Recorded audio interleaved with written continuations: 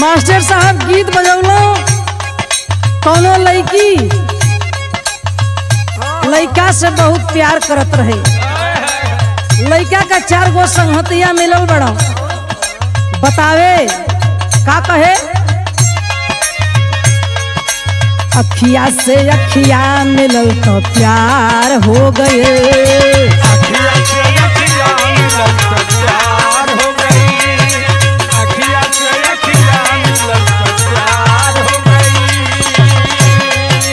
मुस्की वो कर दिल से हमारा प्यार हो गए।